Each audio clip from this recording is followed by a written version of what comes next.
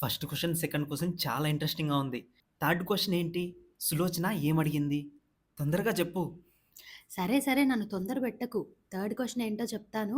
కథలోకెళ్దాం. నిన్నటి వరకు 2 క్వెషన్స్ అయిపోయినాయి గదా! రెండో దానికి ఆన్సర్ చెప్పేసిన తర్వాత కొంచెం రెస్ట్ తీసుకొని మళ్ళా మూడో ప్రశ్న తెలుసుకుందాం అనేసి సులోచన దగ్గరికెళ్ళాడు. ఇంకా సులోచన గూడా ఫస్ట్ మన ధీరసింహుడిని చూస్తూనే 2 క్వెషన్‌లు చెప్పేసాడు. మూడోది కూడా చెప్తాడని కొంచెం సాఫ్ట్ కార్నర్ వచ్చేసి ఉంటది ధీరసింహుడి మీద. అప్పుడు చెప్తుంది. మూడో క్వెషన్ ఏంటంటే, ప్రతి అమావాస్యకి ఎక్కడి నుంచో ఒక వాయిస్ వస్తుంటుంది. ఇది మన ఊర్లో ఇనపడదు. కానీ మన రాజ్యంలో నేను ఒక దగ్గరికెళ్ళినప్పుడు విన్నాను. అక్కడొస్తుంది. ఏంటంటే, "అయ్యో! ఈ అమావాస్య కూడా ఎళ్ళిపోయిందే. ఒక్క మంచి పని కూడా చెయ్యలేదే" అనేసి ఒక వాయిస్ వస్తూ ఉంటుంది. చెప్పినాను గదా! ఇది మన ఊర్లో గాదు.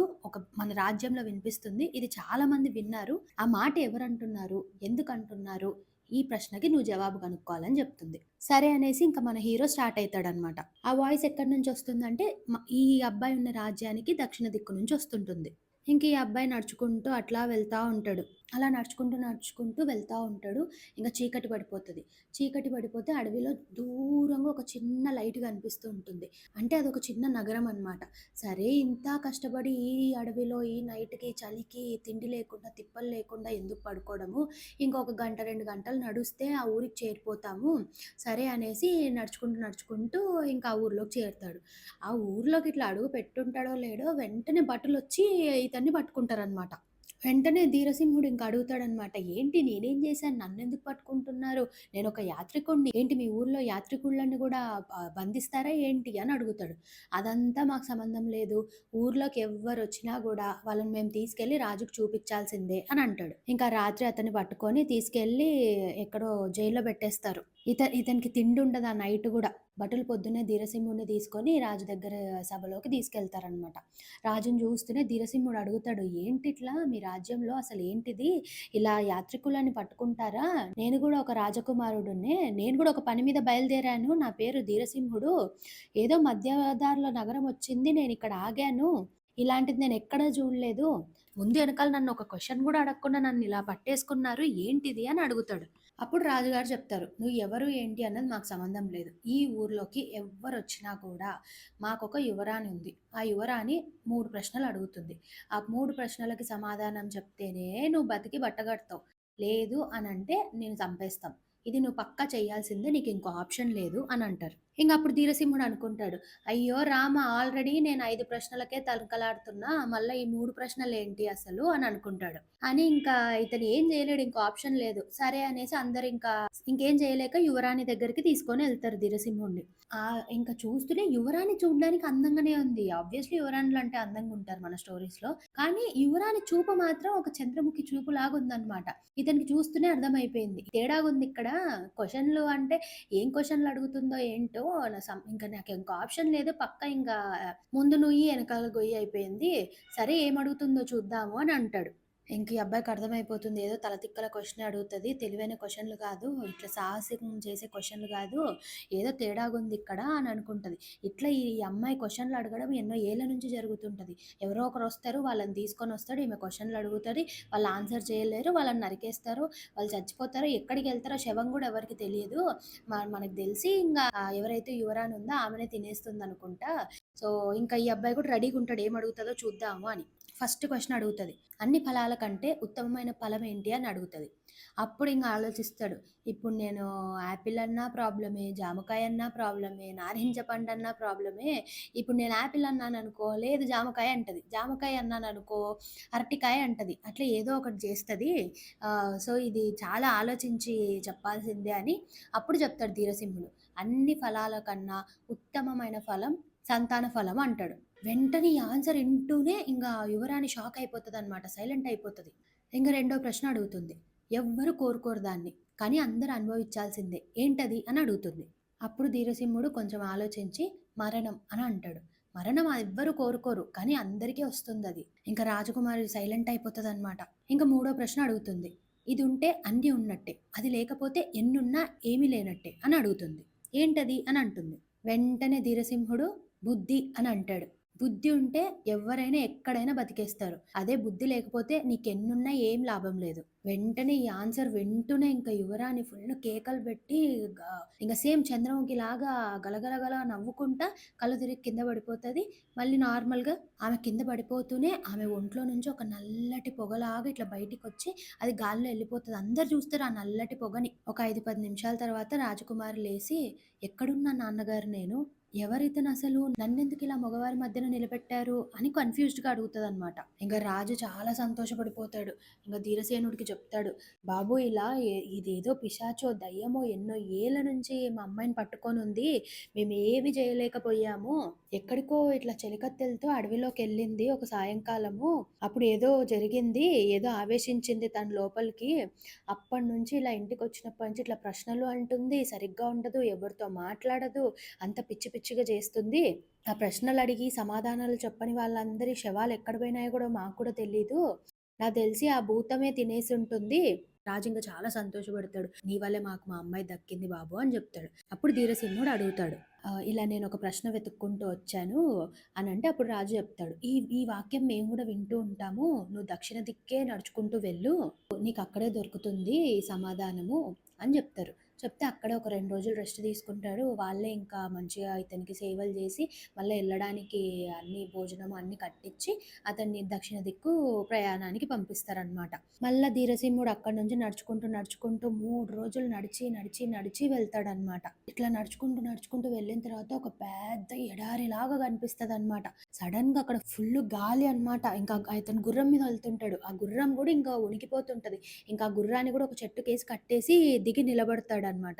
ఎట్లయితే ఇట్లా సుడిగాలొచ్చుంటుందో, ఆ సుడిగాలి ఇతని మీదికొచ్చి ఇతన్ని చుట్టుకొని, తీసుకొని ఎక్కడికో తీసుకెళ్ళిపోయి మొత్తం యాడనో దూరంగా పడేస్తదది. ఇంకో ఎడారి.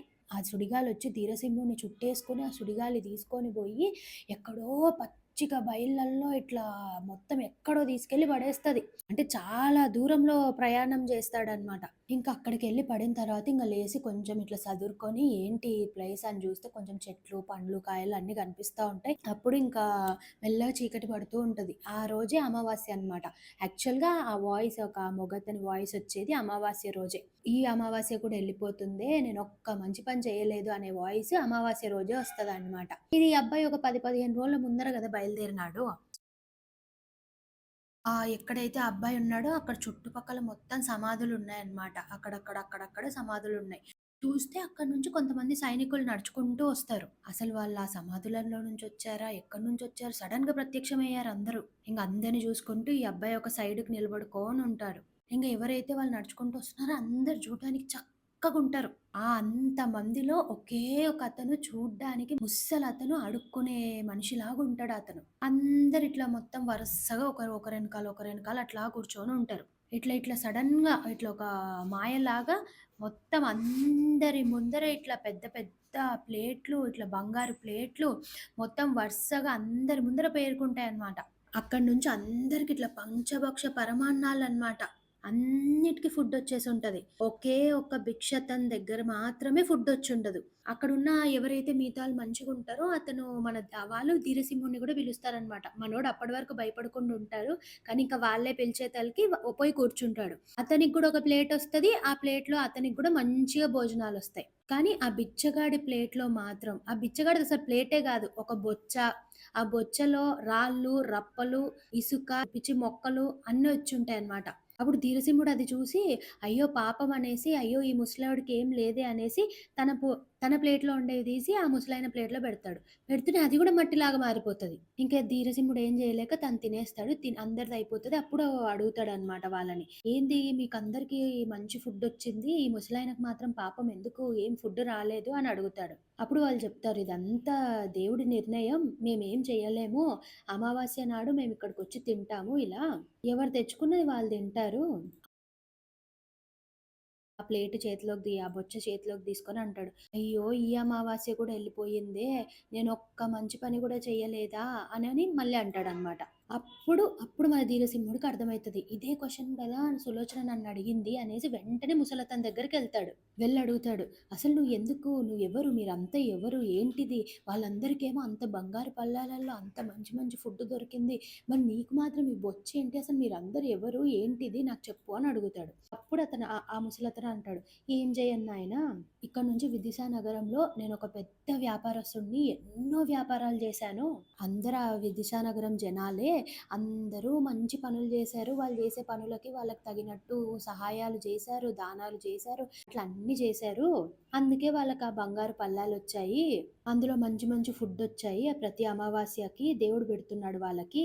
నేను సచ్చేదాకా తినడానికి నేను ఏది రెడీ జేసుకోలేదు. నేను చాలా పెద్ద కోపిష్టివాడిని. చాలా పెద్ద నేను పీనాసివాడిని. ఒక్కరికొక రూపాయి గూడా నేను దానం జేయలేదు.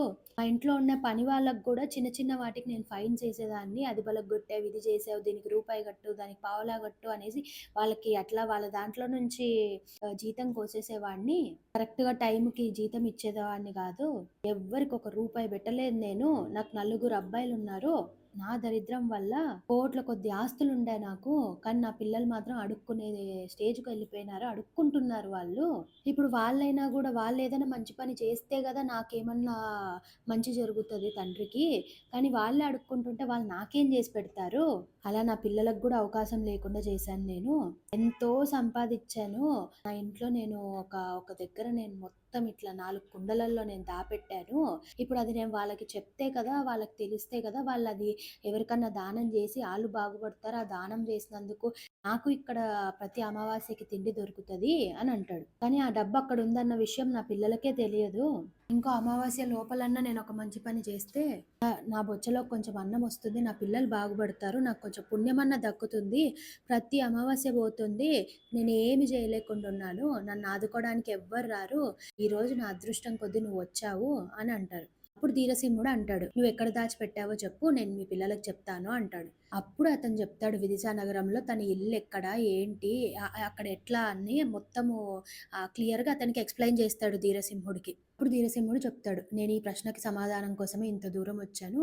నాకు తోచినంత నేను నీకు సహాయం చేస్తాను. నేనెళ్తాను ఇక్కడి నుంచి విదిశా నగరానికి" అని అంటాడు. ఇంక పొద్దున్న అయ్యేసరికి అన్ని మొత్తం మనుషులు అక్కడికొచ్చిన వాళ్ళందరూ ఎళ్ళిపోతారు అందరూ. నైట్ అంతా ఫుల్ పార్టీ జరిగింటది. వాళ్ళందరూ గూడా ఇంక పొద్దున్న అయ్యే లోపల అందరూ అక్కడి నుంచి మాయమైపోతారు. ఇంకా మొత్తం ఇంక వెతుక్కుంటూ ఇంక ఎవరైతే ఇక్కడ భిక్షగాడు ఉన్నాడో ఆళ్ళ పిల్లల్ని ఎతుక్కుంటూ ఎళ్తే ఒక్క అబ్బాయి దొరుకుతాడు. ఇంక ఆ ఒక్క అబ్బాయి మిగతా ముగ్గురు అన్నాతమ్ముళ్ళని చూపిస్తాడనమాట.